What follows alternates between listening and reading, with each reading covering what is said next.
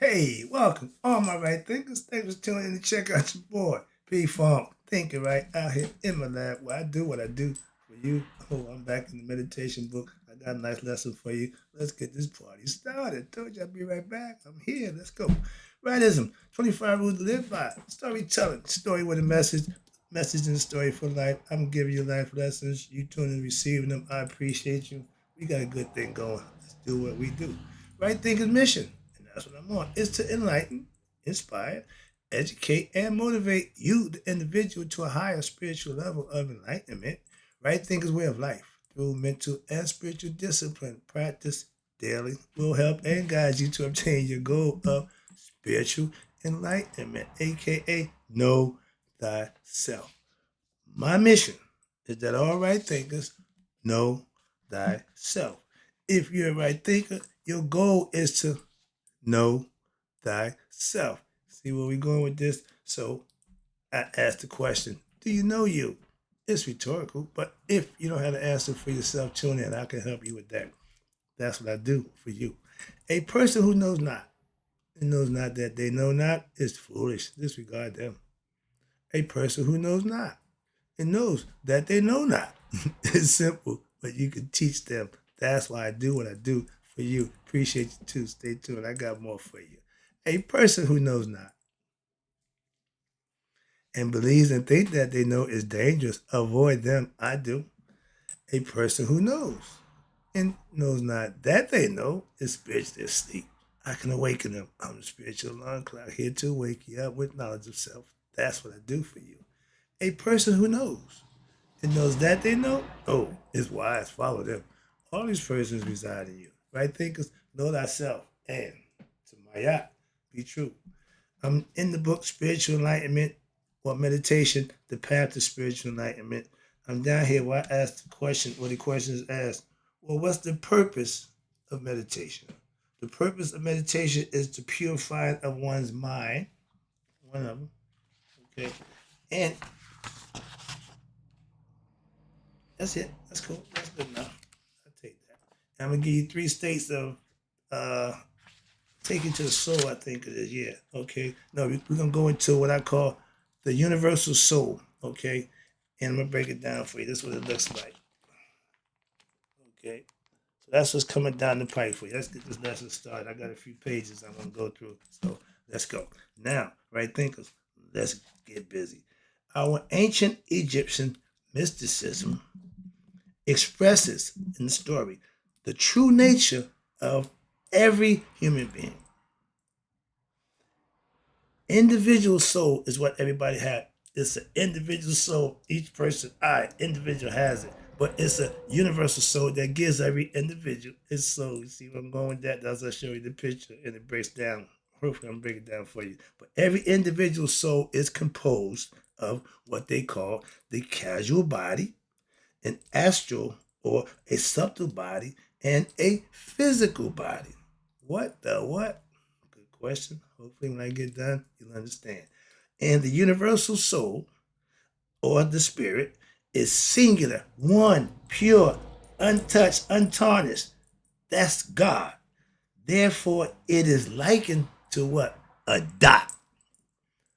The sign for God, ancient time, was a dot surrounded by a circle. And Masonry did tell you it's called circumscribing yourself and keep yourself in due bounds. That means you keep harmony in the circle. You're never out of bounds. That's the concept I got from Masonic order. I learned that philosophy. So it works there. And again, even in with this, it goes back to ancient times. But God was recognized by a dot. Okay. I got that breakdown for you in a minute. Matter of fact, let me show it to you right here. When I say about a dot, you see here where it says the self. The self is the dot, and it breaks down to you see the what? The unconscious, then you see the subconscious, then you see the conscious, then you see the physical body. That's the five parts that connects to the physical body, keeps the brain in touch with what's going on with the outside world. So that's the last part. That's the senses. It uses the five senses to communicate with your brain. So let's talk about this right quick. I hope you get the message. I'm down here where it says the dot. Okay. The soul develops, watch this, mental, excuse me, soul develops, mental process And through this process, a form of, you ready? Ignorance or forgetfulness of its true nature. That means the spirit, the soul don't have a concept of who it is. And when it comes into the physical body, know who's in control? You, the ego self. That's natural, it's normal. But watch this. So it loses its forgetfulness to its true nature and develops what? It develops a individual soul because it forgot its true self. And this is development of the individual, aka ego. But the soul becomes now submerged, as it were, where in a sea of thoughts and impulses from what? The mind and the body. Okay, that's the physical, that's the carnal. Not good. Okay, but watch this. But it remains as a latent witness in what? The deep unconscious. That's the closest part to yourself. But you're not comfortable, you're not conscious of it, and it's a level of your mind that you have to become intelligent. You have to what? Raise your knowledge, become spiritually enlightened, so to speak. And you raise the level of your mind, and it is caught. Now the spirit is caught in what they call the powerlessness, which produced by what? You ready? What makes you powerless? If knowledge is power, what makes you powerless? Ignorance. Ding, ding, ding. Yes. Due to your own ignorance, which has what? Been spun by you, your ego self. Remember, the ego is edged God out. It don't have no concept of its higher self. All it knows is itself. That's the ego. Through the mind and the senses, that's all the ego got to work with.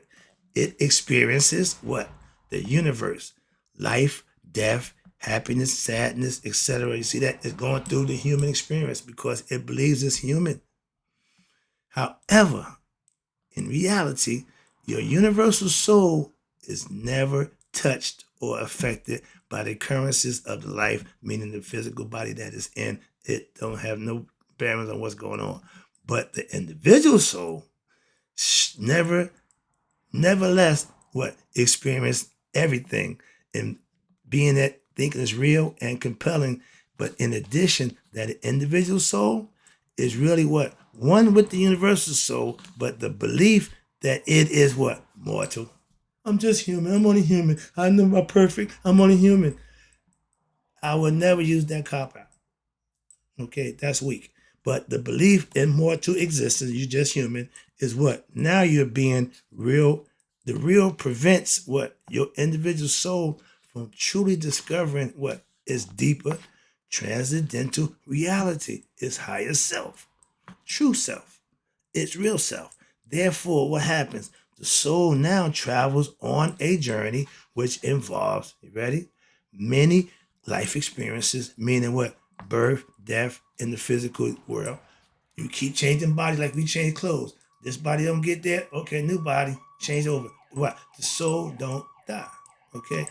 And you keep experiencing death as well as you have a myriad of experiences which occur where even in your dreams and even in your after death state, you either gonna be in heaven or hell. Again, it's a state of mind.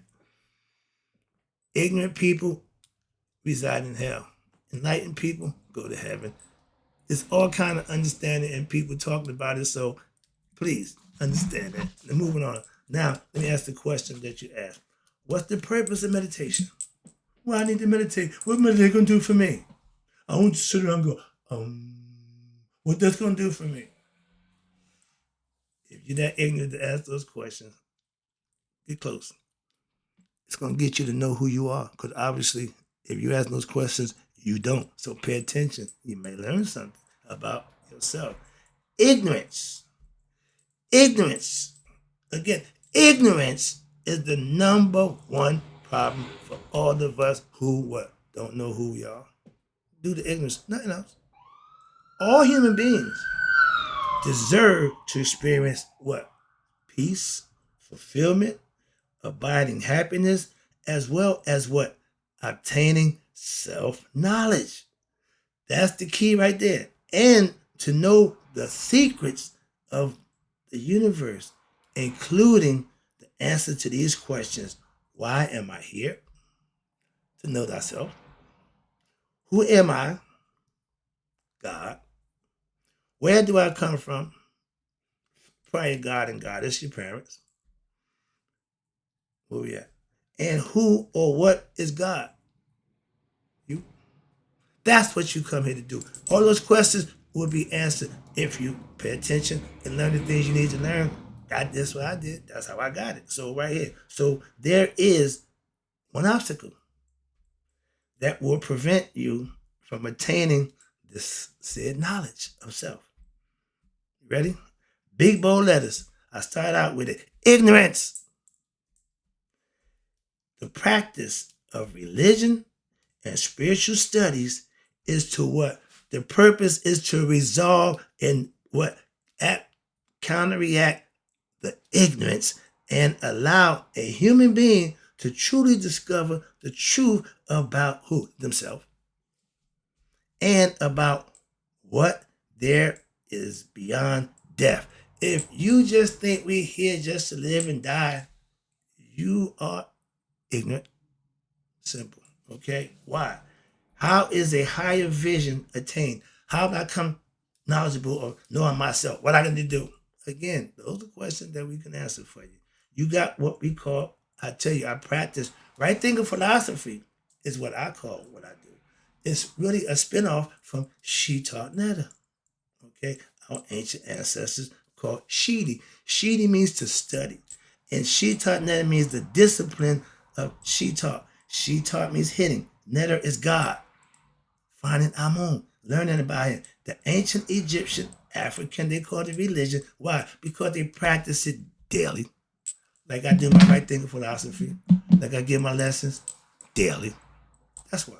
And Shiti, which study of the what? Spiritual mysteries. God, through what?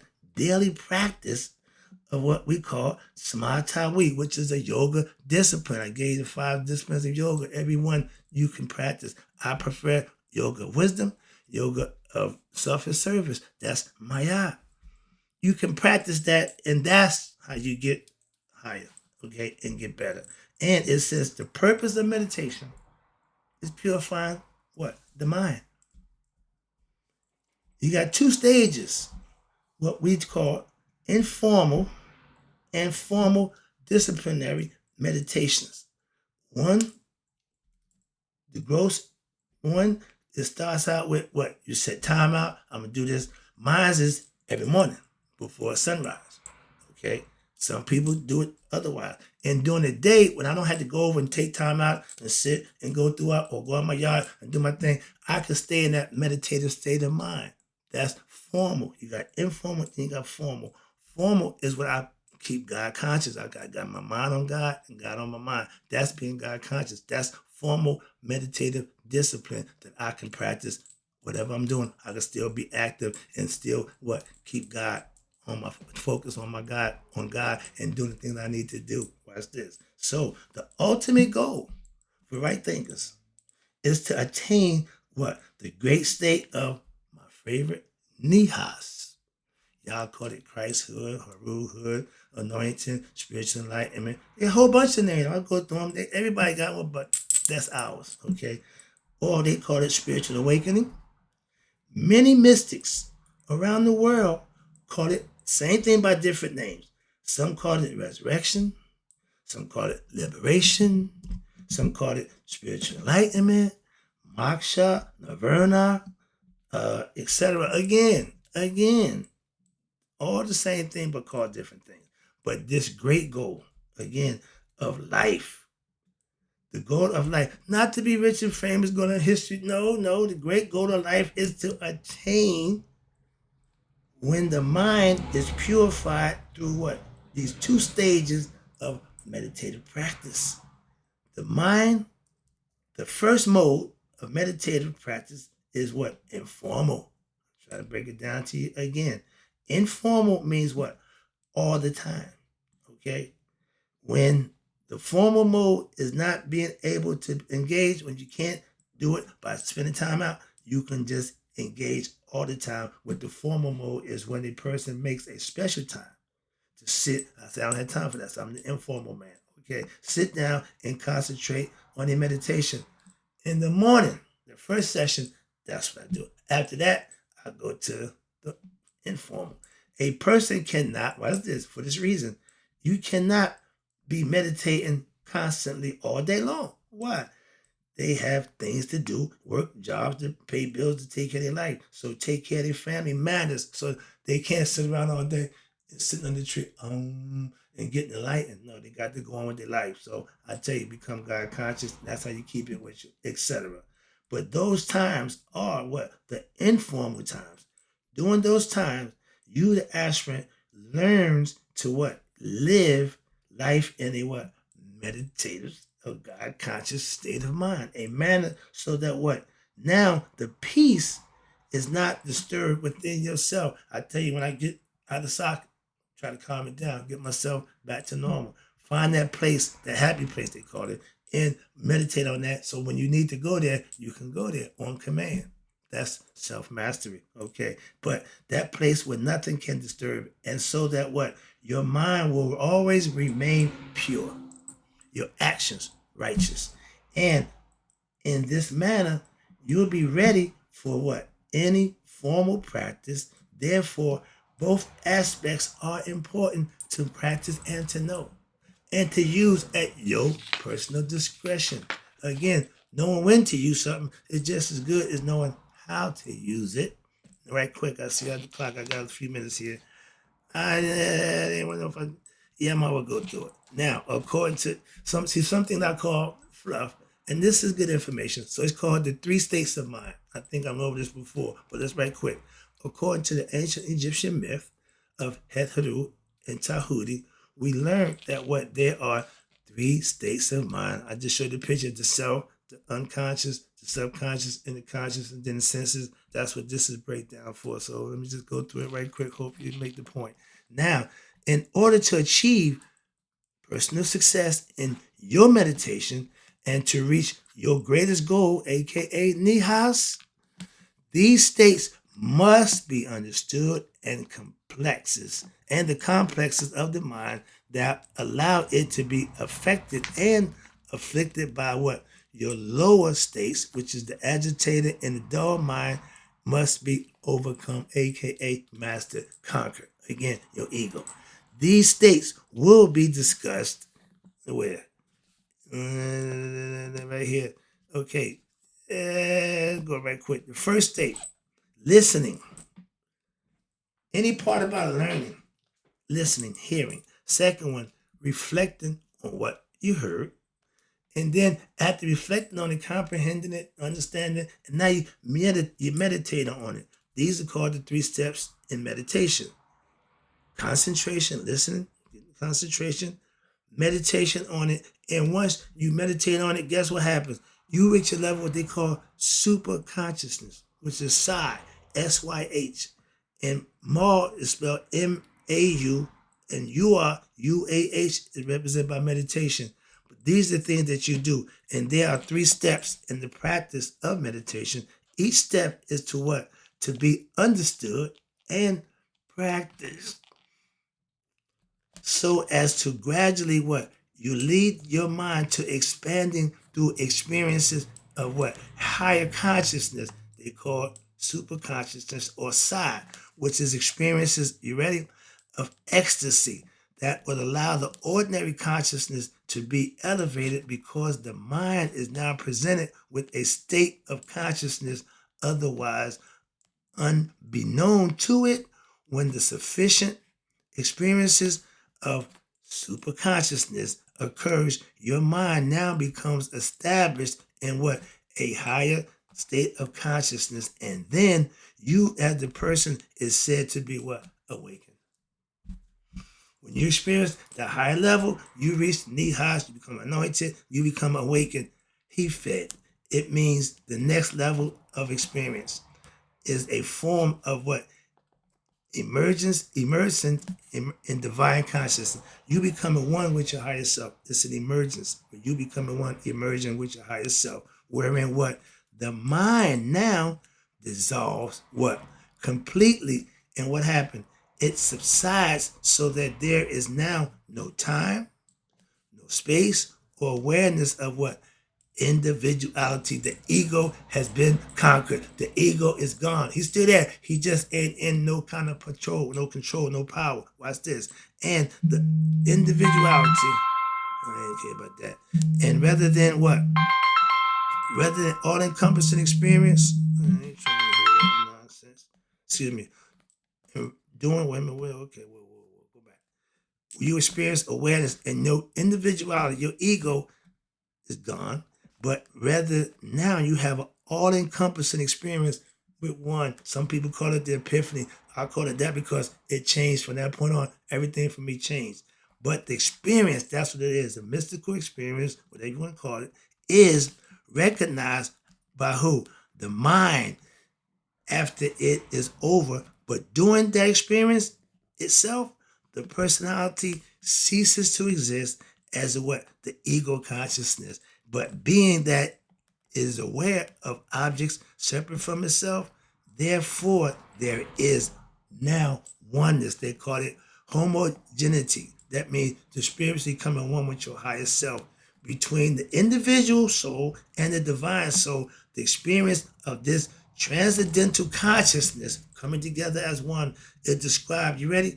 Described as blissful meaning, unencumbered aiding, happiness, and the personality what eventually now recognizes that state to be more comfortable and normal than what the usual conscious state and awareness as a mortal individual with just a body and with finite sense experience now is separated from all else. You become one. Watch this. Now, Mao, which is concentrate, to make, to think, to ponder, to fix your attention, concentrate, focus, meditate. Meditation. The next one is that feeling you get when you become one with your higher self. I call it an orgasm, but it's ecstasy in the religious aspects where you become conscious of your Christ, your higher self. They become one. That's the experience. They call it the mystical experience. That's the level that most Christians don't get. Why? They don't reach that blissful state. The ones who do, you know. And the last one, which is hyphae. That means swoon of society doing religious ecstasy, meaning it just feels so good. You just in that state of just, that afterglow after, but without the physical. How about that? That's a beautiful state of mind. Wrapping it up. Establish a higher consciousness, meaning firm of heart established, firm your higher consciousness. This is achieved how? Through RAR Maya. Hello, or what they call living in harmony, righteousness, informal and formal meditation practice daily, which leads to nihas, or what they know as spiritual awakening. That again is the goal for all right thinkers, to wake up spiritually and know thyself. That's a lesson. Hope you enjoyed it. Hope it made sense. I'll be back. I'm not done. And in closing, right thinkers, may y'all let it be 100, me 100 miles a day. So I never know that right thinker like you have passed away.